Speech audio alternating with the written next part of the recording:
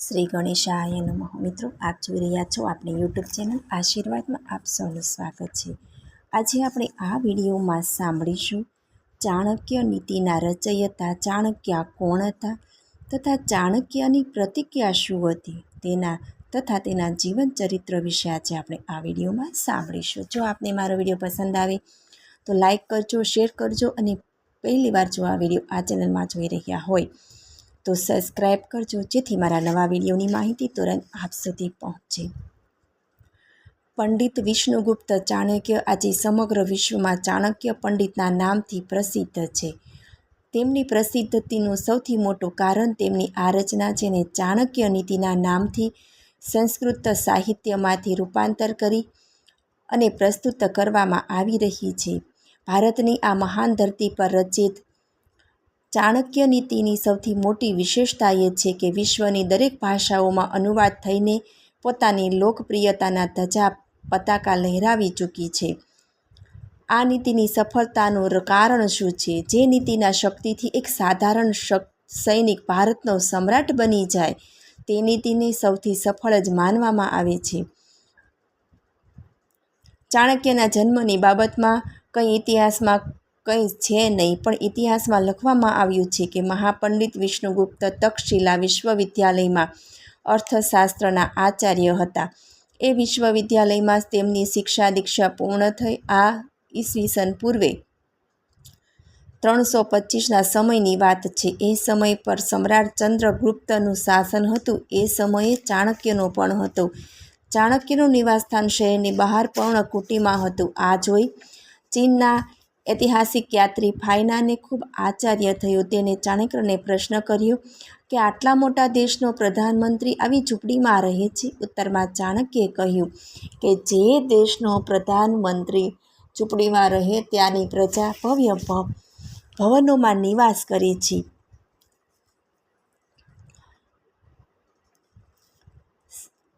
વિદ્વાન પંડિત ચાણક્યનું સમગ્ર જીવન સંઘર્ષોથી ભરેલું છે. આમ તો ચાણક્યનું જન્મસ્થાન તેની શિક્ષા તક્ષશિલા વિશ્વવિદ્યાલયમાં પૂર્ણ થવાના કારણે પંજાબમાં છે. ચાણક્ય પોતાની સાહિત્યના કારણે અમર છે અને જ્યાં સુધી આ સંસાર છે ત્યાં સુધી લોકો ચાણક્યને ભૂલશે નહીં. ઇતિહાસની વાતોનો સાક્ષી એ છે કે પ્રાચીન કાળથી આપણા રાજા મહારાજાઓ અંદરો-અંદર યુદ્ધ કરતા આવ્યા છે. જરા આમથી વાત પર અંદરો-અંદર લડી પડવું, પછી એકબીજાના રાજ્ય પર આક્રમણ કરવું. આક્રમણમાં બંને તરફના હજારો સૈનિકો પોતાનો જીવ ગુમાવતો. અંતમાં બંને પક્ષ સંધિ કરી લેતા. હારનાર રાજા જીતનાર રાજાની બધી શરતો માનવા માટે લાચાર બનતો. એક વીર શક્ટાચરણનું પાત્ર આવે છે, જે મગધ નરેશ રાજા નંદના દરબારમાં સેનાપતિ હતા. રાજા નંદ પોતાના સમયનો મહાવીર યોદ્ધા અને શક્તિશાળી રાજા હતો. તે સવારે ઉઠીને બ્રાહ્મણોને દાન પુણ્ય કરતો, પછી સાંજે બ્રાહ્મણોને ભોજન કરાવતો. એકવાર રાજા નંદનો સેનાપતિ શકટાર પોતાના સૈનિકો સાથે જંગલમાં જઈ રહ્યો હતો. ત્યારે તેણે એક કાળા કુબડા દુબળા પાતળા સુકલડી આદમીને ઘાસ ઉખાડીને એક મૂળમાં દહીં ભાંગીને બનાવેલી જાડી છાશ નાખતા જોયો અને બોલ્યો, અરે ભાઈ, શું તમે કૃષ ઘાસનું સિંચન કરી રહ્યા છો? મસ્તક પર ચંદનનું તિલક છે એટલે લાગે છે તમે પંડિત છો. તે કુરૂપ આદમીએ નજર ઉપર કરીને શકટાસની તરફ જોયું. તે ખૂબ રોપથી પોતાના ઘોડા પર બેઠો હતો. તેની કમર પર લાંબી તલવાર લટકી રહી હતી. પછી તે બોલ્યો, હા મહારાજ, હું બ્રાહ્મણ છું, પરંતુ કર્મકાંડી બ્રાહ્મણ નથી. હું આ કૃષ ઘાસને સિંચી નથી રહ્યો, પરંતુ તેનો સમૂળ નાશ કરી રહ્યો છે.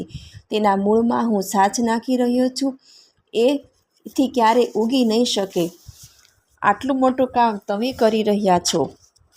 આ બદલામાં તમને કંઈ વળતર મળે છે? શકટાચરના મુખેથી આ શબ્દો સાંભળીને એક કુરૂપ માણસ જોરથી હસવા લાગ્યો અને પછી તેની તરફ ગંભીરતાથી જોતા બોલ્યો, મહારાજ, આ સંસારમાં દરેક કંઈક કામ કરવાની મેળવવાથી આશાથી કરવામાં આવતું હોય છે. કેટલાક કામ માણસો એવા પણ કરે છે કે જેનાથી માનવ જાતિનું કલ્યાણ થાય. પોતાના માટે તો આ બધા લોકો ઘણું કરતા હોય છે. જો બીજાની ભલાઈ માટે થોડું પણ કંઈ કરીએ તો કેટલું સારું કહેવાય. આનાથી આપણો આત્મા પણ પ્રસન્ન રહે અને બીજાનું ભલું પણ થાય.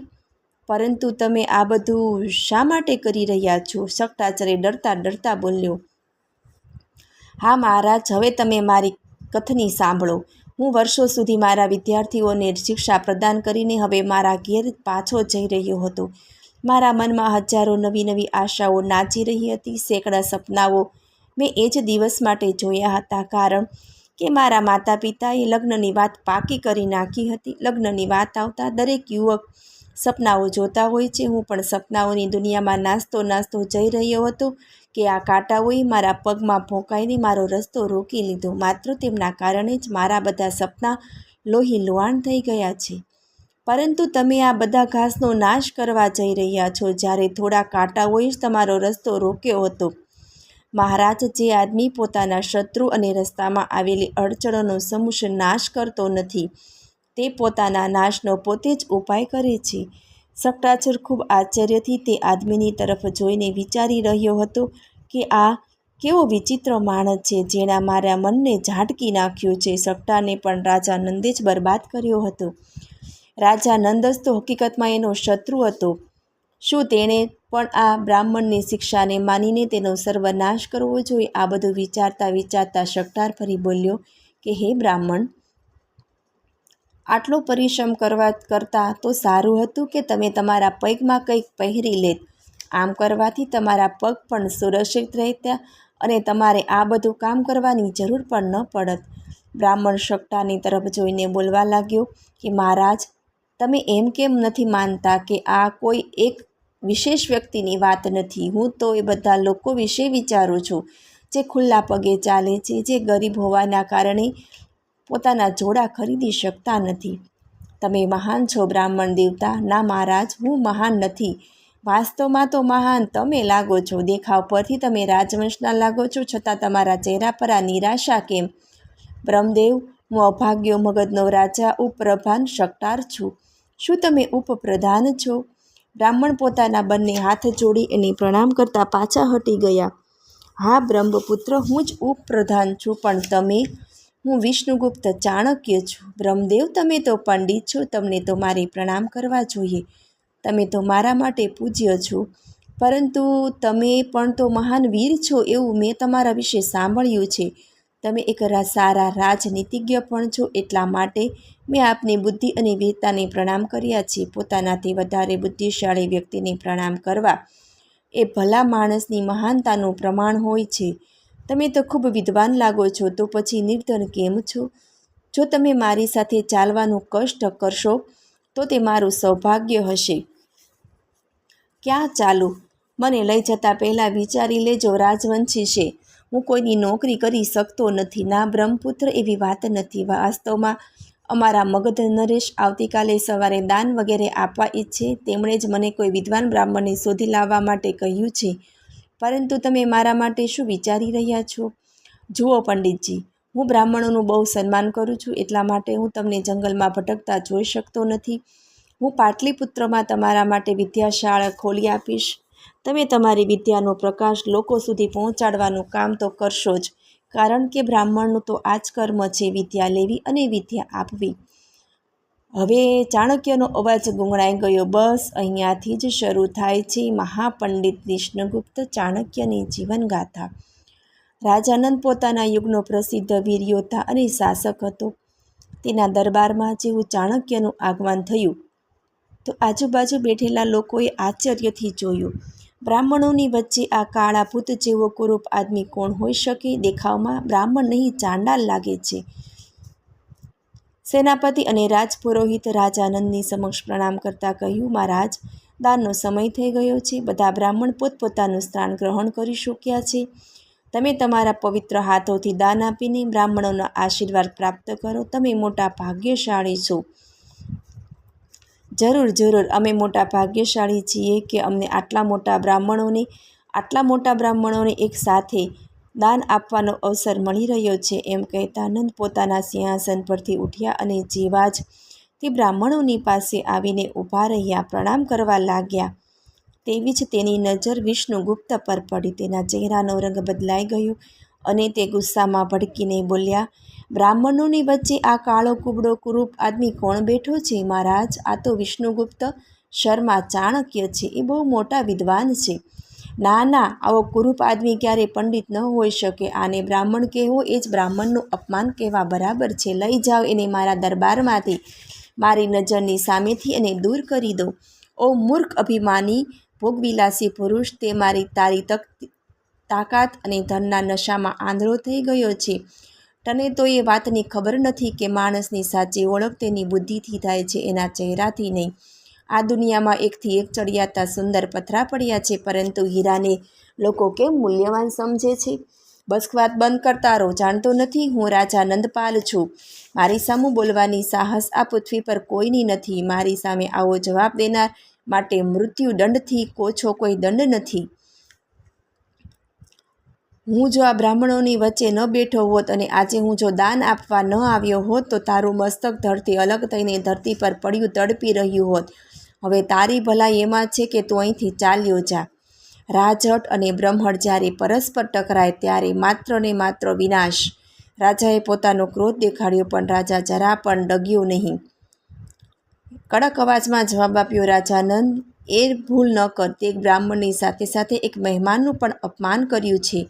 હું વિષ્ણુગુપ્ત ચાણક્ય આજે પોતાની બાંધેલી શિખા ખોલીને પ્રતિજ્ઞા કરું છું કે જ્યાં સુધી તારા વંશનો નાશ ન કરી શકું ત્યાં સુધી હું ન તો આ શિખા બાંધીશ અને ન તો શાંતિથી બેસીશ. આ તે બ્રાહ્મણની પ્રતિજ્ઞા છે, જેનું તે ભર્યા દરબારમાં અપમાન કર્યું છે. બસ એટલું યાદ રાખજે અને એ ન ભૂલતો કે રાજાને તો કેટલી વાર પરાજયનું મોં દેખાડીને રાજગાદી પરથી નીચે ઉતરી દેવામાં આવે છે, પરંતુ બ્રાહ્મણ તો બ્રાહ્મણ જ રહે છે. ક્રોધથી ભરેલો બ્રાહ્મણ ચાણક્ય સમ્રાટ નંદને તૃણાની દ્રષ્ટિથી દેખતો બહાર નીકળી ગયો. બ્રાહ્મણ સંસારનું દરેક દુઃખ તો સહન કરી શકે, પરંતુ પોતાનું અપમાન ક્યારેય સહન કરી શકતો નથી. એ સમયે સભામાં સન્નાટો છવાઈ ગયો. બધાના હૃદયના ધબકારા વધી ગયા. બધા ચૂપ હતા. લોકોની નજર ક્યારેક રાજાની તરફ તો ક્યારેક ચાણક્યની તરફ થતી હતી. બ્રાહ્મણ ચંદ્રગુપ્ત પગ પછાડતો દરબારમાંથી બહાર જઈ રહ્યો હતો, પરંતુ તેને જોઈ સમ્રાટ નંદનો ક્રોધ તો જાણે એકદમ શાંત થઈ ગયો. રાજાએ આ સમયે ઇતિહાસના પૃષ્ઠો પર એક પછી એક બ્રાહ્મણ પરશુરામની પ્રતિજ્ઞા યાદ આવી, જેને તીર કામઠું ફરસી ઉપાડીને પૃથ્વી પરથી ક્ષત્રિયોને સમાપ્ત કરવાની પ્રતિજ્ઞા કરી હતી. એની પરિણામ શું આવ્યું?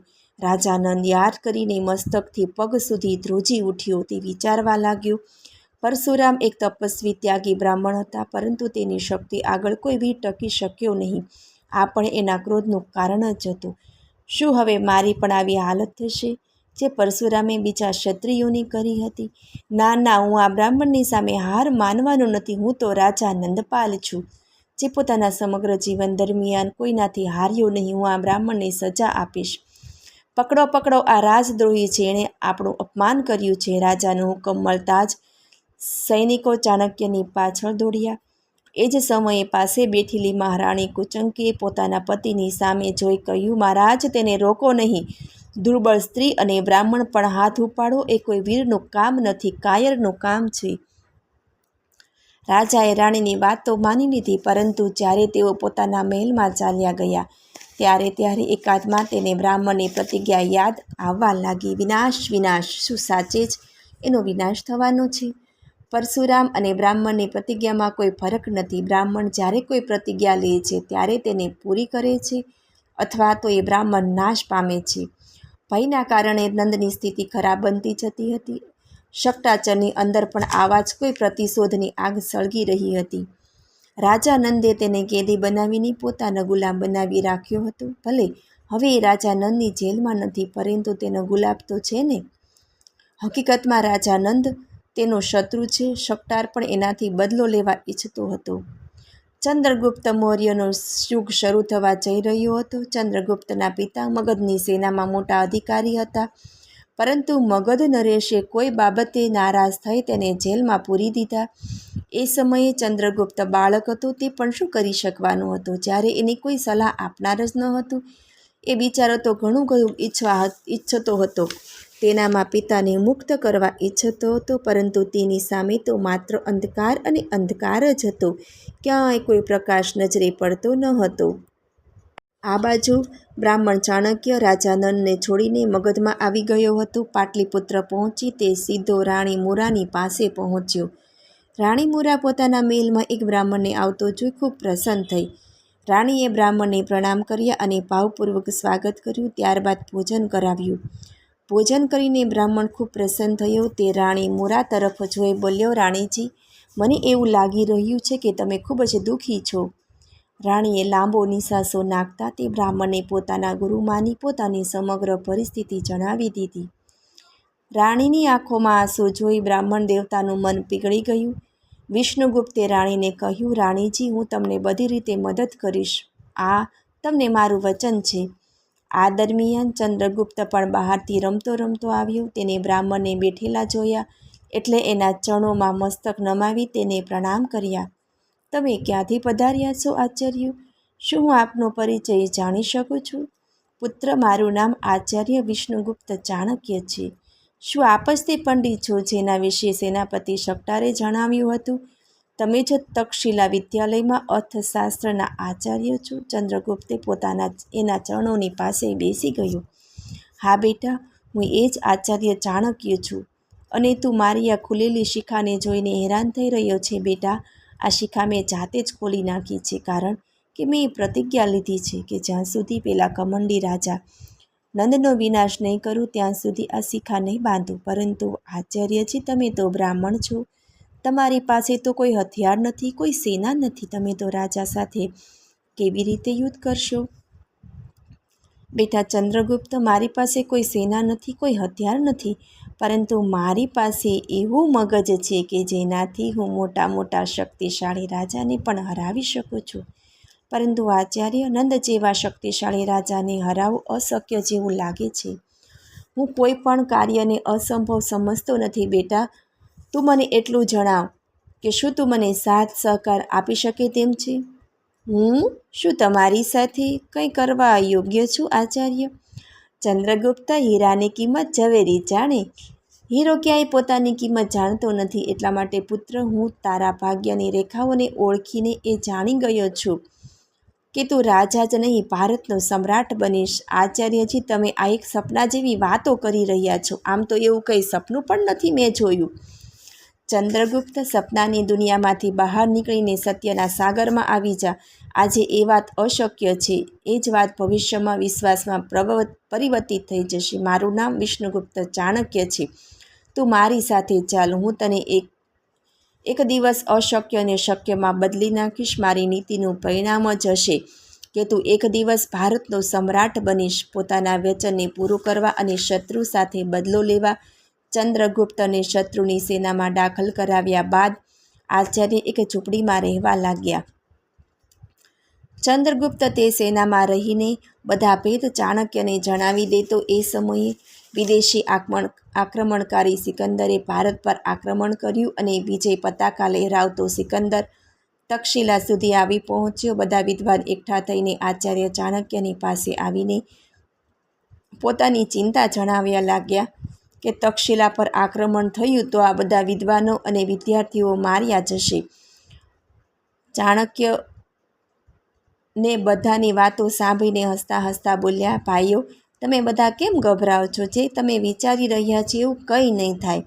આ યુદ્ધ માત્ર ઝેલમ નદીની પેલે પાર સુધી રહેશે. જાઓ, તમે બધા ચિંતા મુક્ત થઈ જાઓ. કોઈ પણ વિદ્યાર્થીને કે વિદ્વાનને કોઈ ક્ષતિ નહીં પહોંચે. ત્યારબાદ લોકોએ જોયું કે આચાર્યની ભવિષ્યવાણી બિલકુલ સાચી પડી. તો બધા આચાર્ય મુક્ત થઈ ગયા અને ખુશ પણ થયા. ચંદ્રગુપ્ત, ચાણક્ય, શકટાર ત્રણે મળીને એવું ગુપ્ત કાર્ય કરી રહ્યા હતા કે કોઈને ખબર સુદ્ધા નહોતી. આચાર્યનો નિવાસ ઝૂંપડીમાં હતો, ત્યાં જ બધી યોજનાઓ બનતી. આ બાજુ જ્યારે મગધવાસીઓને એ વાતની ખબર પડી કે સિકંદરની સેના તક્ષશિલાથી જ પાછી વળી ગઈ છે, એ બધા માટે આ આનંદની વાત હતી. થોડા દિવસો પછી રાજાએ સમાચાર સાંભળ્યા કે સિકંદરની સેનાએ વિદ્રોહ કરી નાખ્યો. આ સૌથી આનંદની વાત હતી. કોઈને શું ખબર હતી કે આ વિદ્રોહની પાછળ પણ ચાણક્યનું દિમાગ કામ કરી રહ્યું હતું. આ પણ ચાણક્ય નીતિનો એક ભાગ હતો. ધીરે ધીરે ચંદ્રગુપ્તને ષટકાર દ્વારા નંદની સેનામાં દાખલ કરાવી દીધો. ચંદ્રગુપ્તને ગાદી પર બેસાડી દેવાનું આ જ ષડયંત્ર હતું. આવું જ ષડયંત્ર સિકંદરની સેનામાં રચવામાં આવ્યું અને પછી શું થયું? ઇતિહાસનું પરિવર્તન નંદની સેનામાં વિદ્રોહ ભટકાવાનું કારણ બની. ચંદ્રગુપ્ત વિદ્રોહી સેનાનો આગેવાન હતો. રાજા નંદને સાંકળમાં બાંધી જ્યારે એક કેદીના સ્વરૂપે ચંદ્રગુપ્તની સામે લાવવામાં આવ્યો, એની પાસે જ બેઠો હતો એ જ કુરુ બ્રાહ્મણ મહાપંડિત વિષ્ણુગુપ્ત ચાણક્ય. રાજાનંદ આ બધું જોઈને આશ્ચર્યચકિત થઈ ગયો. કેમ રાજાનંદ, શું જોઈ રહ્યા છો, રૂપ કે બુદ્ધિ? આજે ખબર પડી કે આ કાળા ચહેરાની ઉપર શું છે. મેં જે પ્રતિજ્ઞા લીધી હતી તેની બધાની સામે પૂરી કરીશ. મારા મૃત્યુને આખી દુનિયા જોશે, ત્યારબાદ હું મારી આ શિખામાં ગાંઠ મારીશ. રાજાનંદનું મસ્તક કાપીને ફેંકી દેવામાં આવ્યું. ચંદ્રગુપ્ત ભારતનો સમ્રાટ બન્યો અને વિષ્ણુગુપ્ત શર્મા મહાપંડિત ચાણક્ય બનીને વિશ્વના ઇતિહાસમાં અમર બનીને આપણને આપી ગયા એક એવી નીતિ કે જે ચાણક્ય નીતિના નામે પ્રસિદ્ધ થવા પામી છે. મને સાંભળવા બદલ ધન્યવાદ. જો આપને મારો વિડીયો પસંદ આવે તો લાઈક કરજો, શેર કરજો અને પહેલીવાર જો આ વિડીયો આ ચેનલમાં જોઈ રહ્યા હોય તો સબસ્ક્રાઈબ કરજો, જેથી મારા નવા વિડીયોની માહિતી તુરંત આપ સુધી પહોંચે. ધન્યવાદ. જય શ્રી કૃષ્ણ.